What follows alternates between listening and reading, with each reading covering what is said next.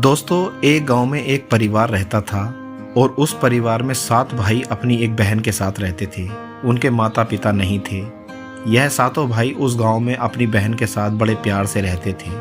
सातों भाई जंगल में जाकर जंगली जानवरों का शिकार करते थे और शिकार करके जब घर लौटते थे तो उनकी बहन उन जानवरों को काटकर उनके मांस को पकाती थी और सभी मिलकर बड़े प्यार से खाना खाया करते थे। ऐसे ही दिन गुजर रहे थे। एक दिन सातों भाई जंगल में शिकार करने के लिए निकल गए। शाम होने वाली थी और बहन अपने सातों भाइयों के लिए खाना बना रही थी। जब वह चाकू से सब्जियों को काट रही थी तभी चाकू से उसकी एक उंगली कट गई। कटी हुई उंगली से खून बहने लगा। अब बहन सोचने लगी कि अगर उसके भाइयों ने उसकी कटी हुई उंगली देखी तो वह काफ़ी परेशान हो जाएंगे। इसलिए उसने सोचा कि अपने भाइयों को इसके बारे में नहीं बताना चाहिए और यह बात छुपा कर रखनी चाहिए। उसने अपनी ओढ़नी और दीवारों से खून को साफ करना चाहा, लेकिन फिर दिमाग में विचार आया कि यहाँ तो मेरे भाई खून को आसानी से देख लेंगे। फिर उसने अपने खून को साग से ही साफ कर दिया। जब शाम को सातों भाई शिकार करके वापस आए तो बहन ने भाइयों के लिए खाना निकाला और सभी भाई खाना खाने लगे। आज सातों भाइयों को साग बहुत ज़्यादा अच्छा लगा और सभी अपनी उंगलियां चाटते रह गए और अपनी बहन की खाना बनाने की तारीफ करने लगे। अपनी तारीफ सुनकर बहन भी बहुत खुश हुई। अगले दिन सभी भाई सुबह खा पीकर जंगल में शिकार के लिए निकल गए। सब भाई सोचते रहे कि अब की बार बहन ने साग में ऐसा क्या मिलाया कि साग इतना स्वादिष्ट बना। सभी भाई जब घर वापस आए तो अपनी बहन के खाने की तारीफ करने लगे। बहन बड़ी खुश हुई। तब सातों भाइयों में सबसे बड़े भाई ने अपनी बहन से पूछा कि बहन, कल तुमने साग में ऐसा क्या मिला दिया था कि साग इतना स्वादिष्ट बना? पहले भी तो साग तुम ही बनाती थी, लेकिन अब की बार इतना स्वादिष्ट कैसे बनाया? बहन ने बहाना बना दिया जिससे उनको सच्चाई ना पता चल सके। तब बड़ा भाई बहन को अपनी कसम देते हुए कहने लगा कि बहन, मुझे सच सच बता दे। तब बहन ने सब कुछ सच सच बता दिया और कहने लगी कि साग से मैंने अपना थोड़ा सा खून साफ कर दिया था क्योंकि चाकू से मेरी उंगली कट गई थी। उसके बाद सभी सातों भाइयों को ये बात पता चल गई कि साग काटते हुए छुरी से बहन की उंगली कटने पर बहन ने साग से खून साफ किया था। सभी सातों भाई खाना खाने के बाद सोने के लिए चले गए। तभी सातों भाइयों में से सबसे बड़े भाई ने कहा कि खून की चंद बूंदें मिलने से साग इतना स्वादिष्ट बन गया तो बहन का मांस कितना स्वादिष्ट होगा। सभी भाइयों ने अपने बड़े भाई की हाँ में हाँ मिलाई और अगले दिन सुबह को खाना खाने के बाद सभी भाई शिकार के लिए निकल पड़े। सातों भाइयों ने अपनी बहन को जान से मारने का प्लान बना लिया और कहा कि उसको मारकर उसका मांस पकाकर खाएंगे। लेकिन यह बात सातों भाइयों में से सबसे छोटे भाई को पसंद नहीं आई। वह अपनी बहन को बचाने के लिए बहुत बेचैन था। वह इसका खुलकर विरोध नहीं कर सकता था क्योंकि बाकी 6 भाई एक तरफ थे और वह अकेला था। शिकार करने के बाद सभी भाइयों ने एक ऊंचे टीले पर बांस के पत्तों का एक चबूतरा बनाया।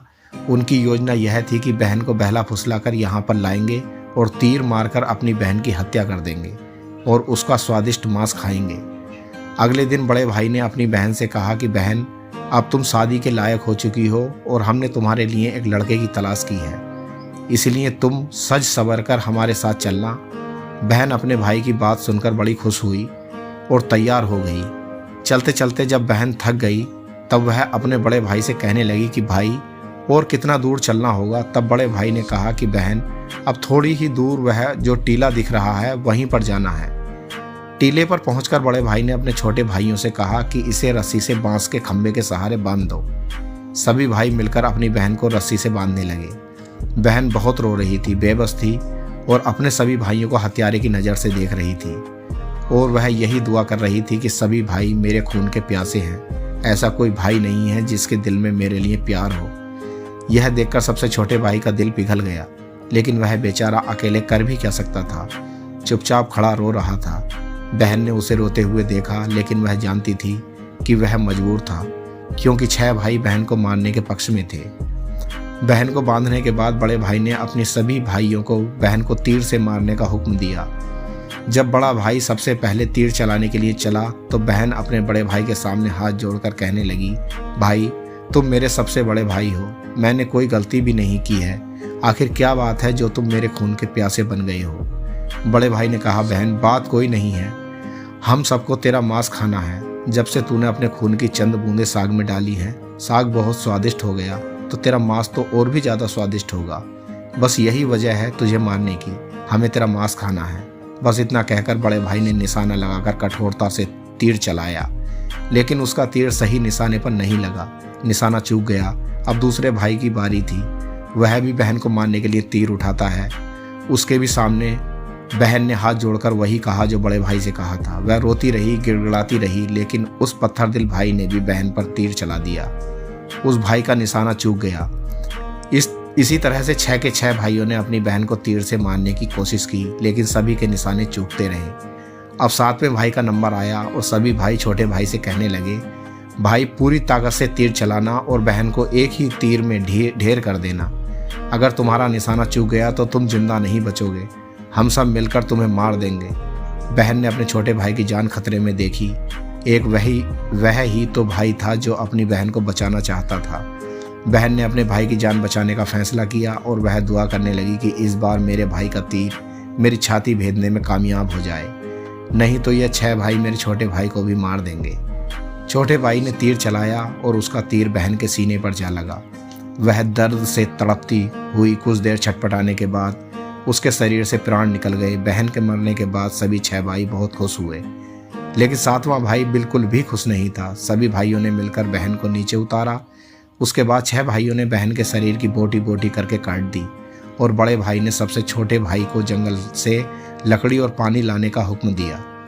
छोटा भाई लकड़ी और पानी लेने के लिए चला गया, लेकिन वह लकड़ी और पानी के साथ साथ कुछ मछली और केकड़े भी लेकर आया था। उसने केकड़े और मछली के बारे में अपने भाइयों को बताया नहीं था। वह अंदर ही अंदर बड़ा दुखी था। उसके सभी भाई बहन का मांस बड़े चाव से पका रहे थे। वह सोच रहा था वह अपनी बहन का मांस नहीं खा पाएगा। अगर उसने ऐसा किया तो उसके सभी भाई मिलकर उसे गालियां देंगे। उसने मांस पकाते समय चुपके से केकड़े और मछली आग में डाल दिए और अपने खाने का जुगाड़ कर लिया। चावल और मांस तैयार हो गया था। जमीन पर केले के पत्ते बिछाकर उसमें सबके लिए खाना परोसा गया। छोटे भाई ने बैठने से पहले अपने बैठने की जगह पर एक छोटा सा गड्ढा खोद दिया था। उसने केले के पत्ते पर परोसे गए बहन के मांस को उस गड्ढे में डाल दिया तथा मछली और भात खाने लगा। बाकी 6 भाई अपनी बहन की हड्डियां चबाने लगे तो छोटा भाई केकड़ा चबाने लगा। भोजन करने के बाद बड़े भाई के कहने पर छोटे भाई ने सबका बचा हुआ झूठा साफ करने को कहा कि बहन की बची हुई हड्डियां और उनके अन्य भाग जैसे कि सर, नाखून, पंजे सबको इकट्ठा करके इस गड्ढे में डाल दिया और ऊपर से मिट्टी डाल दी। कुछ समय बाद उसी जगह पर बांस का एक पौधा उगाया। धीरे धीरे उस जगह पर बांसों का एक झुरमुट बन गया। एक बार इस स्थान पर एक संत आए और उसी बांस के झुरमुट के नीचे छुपकर मल त्याग करने लगे। उसी समय आकाशवाणी हुई कि संत दुर्गंध आ रही है, संत दुर्गंध आ रही है।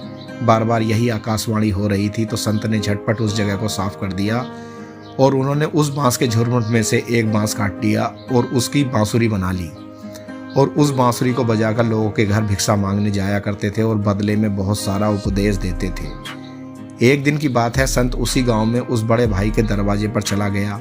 तब तक 6 भाइयों का विवाह हो चुका था और 7वें सबसे छोटे भाई का विवाह अभी नहीं हुआ था और वह अकेला अलग रहता था। संत ने जैसे ही बड़े भाई के आंगन में कदम रखा, उसी समय बांसुरी से आवाज आने लगी कि यहाँ बांसुरी मत बजाओ, यही सबसे बड़ा भाई मेरा दुश्मन है।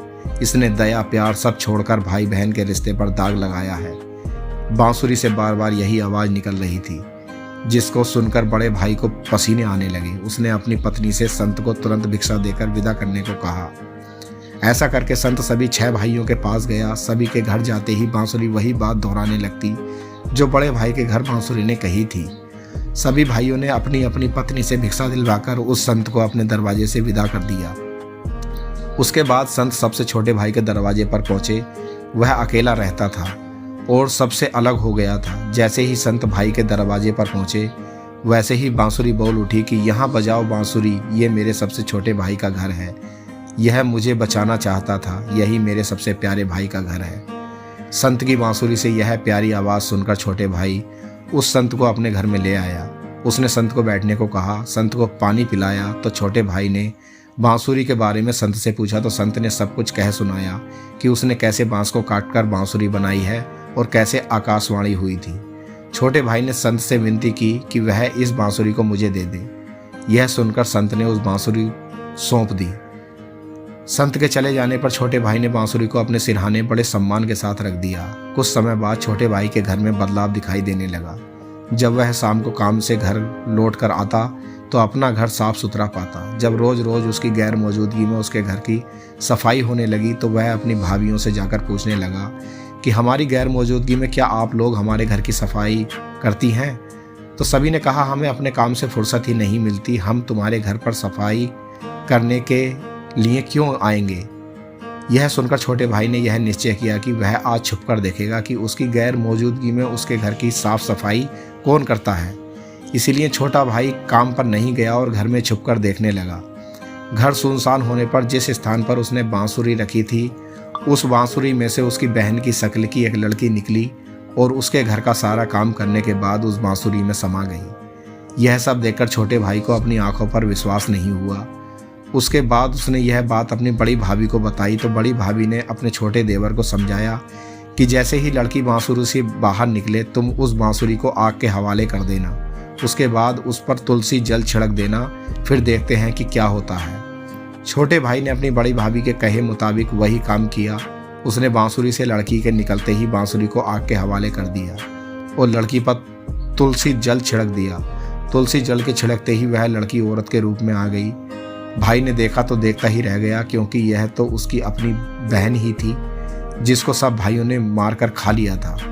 यह उसकी छोटी प्यारी बहन है। उसने अपनी बहन को गले से लगाया। दोनों एक दूसरे से मिलकर बहुत रोए। उसके बाद दोनों भाई बहन बड़े प्रेम से रहने लगे। दोस्तों, आपको ये कहानी कैसी लगी कमेंट में ज़रूर बताना। हमारी वीडियो को लाइक, शेयर और सब्सक्राइब करना ना भूलें। शुक्रिया।